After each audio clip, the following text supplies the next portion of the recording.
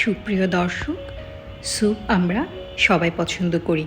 সাধারণত শীতকালে স্যুপের কদর অনেক বেশি। Tomato 1 drop soup. এই স্যুপ আপনি সহজেই বাসায় বানিয়ে নিতে পারেন। কয়েকটা বিশেষ পদ্ধতি অবলম্বন করলে আপনারা খুব ভালো করে এই স্যুপ বাসায় বানাতে পারবেন। আমি আজকে দেখিয়ে দিব কিভাবে সহজে আপনি এই স্যুপটি রেস্টুরেন্টের মতো বাড়িতেই বানাতে পারেন।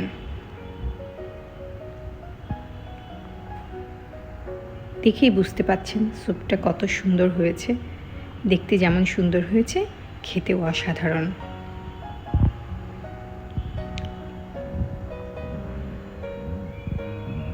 আমি 2টি বড় সাইজের টমেটো নিয়েছি।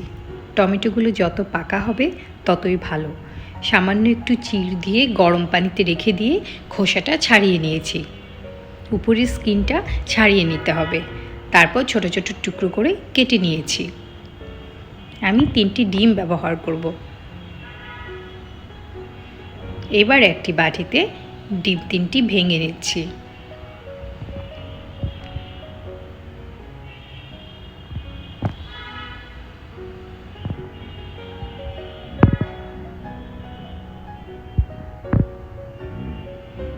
সামান্য একটু লবণ দিয়ে ভালো করে ফেটিয়ে নেব।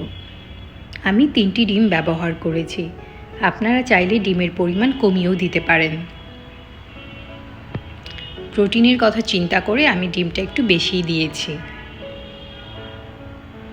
আপনি 1টি ডিম দিয়েও এই স্যুপটি বানাতে পারবেন। এবার হাঁড়িতে 2 টেবিল চামচ তেল দিয়েছি।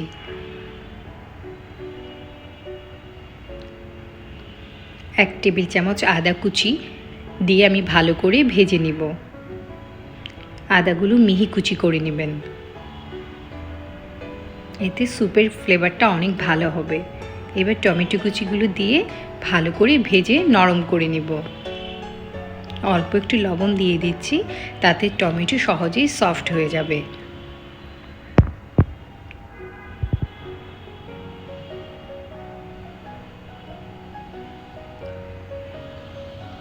একটু ভেজে ঢাকনা দিয়ে ঢেকে নিব।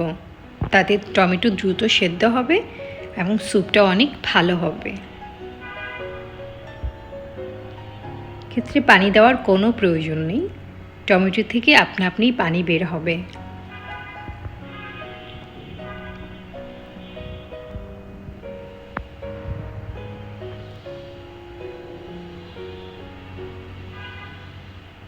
টমেটোগুলো প্রায় সেদ্ধ হয়ে গেছে। আমি একটু ভেজে নিচ্ছি। এবার আমি 1.5 লিটার গরম পানি দিয়ে দিব। পানিটা আমি আগে গরম করে নিয়েছি। একটু নেড়ে চেড়ে সয়া সস 1 টেবিল চামচ আমি দিয়ে দিচ্ছি। আপনারা চাইলে এটি বাদও দিতে পারেন। এবার আমি ঢাকনা দিয়ে ঢেকে বলক ওঠার জন্য অপেক্ষা করব।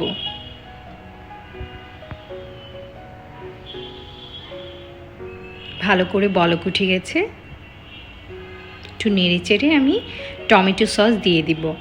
1/3 কাপ টমেটো সস আমি এখানে দিয়ে দিচ্ছি। আবারও ঢাকনা দিয়ে ঢেকে দিলাম।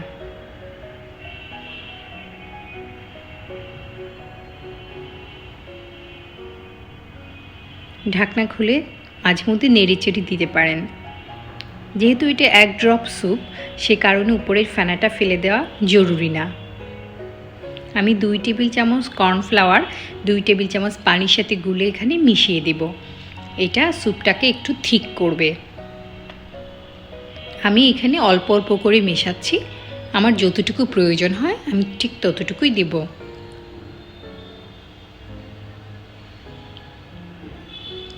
এখানে আমি পুরো 2 টেবিল চামচ কর্নফ্লাওয়ারই 2 টেবিল চামচ পানির সঙ্গে মিশে পুরোটাই আমি ইউজ করেছি।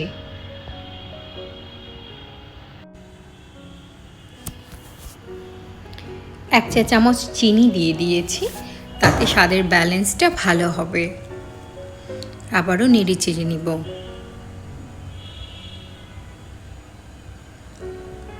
স্যুপটা অনেকটাই ঘন হয়েছে। এই পর্যায়ে আমি ডিম ঢেলে দিব। সবটা ডিম আমি একবারে ঢালবো না এবং ডিম ঢেলে ঘন ঘন নাড়াবো না। একটু ঢেলে নিয়ে আমি যেভাবে দেখাচ্ছি অল্প অল্প করে নাড়াবো, তাতে ডিমগুলো বড় বড় আকৃতিতে থাকবে এবং স্যুপটাও দেখতে অনেক ভালো হবে।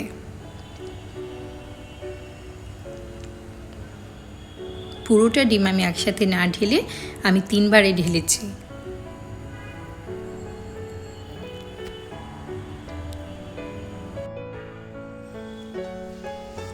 এভাবে যদি আপনি স্যুপটা বানান, নিঃসন্দেহে অনেক ভালো একটা স্যুপ তৈরি করতে পারবেন।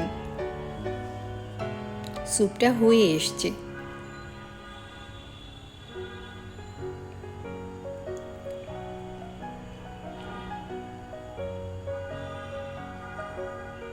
আমি চুলাটা বন্ধ করে দিয়েছি। ধনেপাতা এখনও মেশাইনি। এবার আমি ধনেপাতাগুলো দিয়ে দিচ্ছি। তাতে ধনেপাতার ফ্লেভার এবং টেস্ট, কালার সব কিছুই পারফেক্ট থাকবে। আপনারা চাইলে বাটিতে সার্ভ করার সময়ও ধনেপাতা দিয়ে দিতে পারেন, তাতে ধনেপাতার সবুজ রঙটা থেকে যাবে। এবার আমি সার্ভ করে দেখাচ্ছি।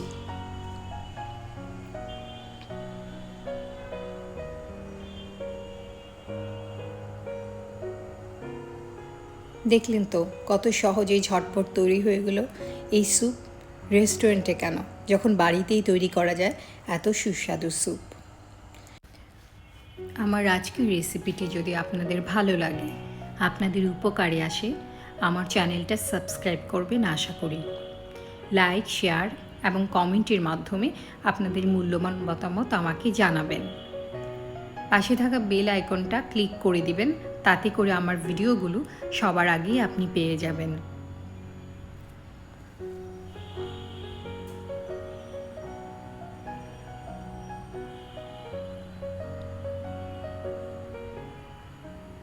কত পারফেক্ট হয়েছে এই স্যুপটি, আপনারা দেখে নিশ্চয়ই বুঝতে পারছেন।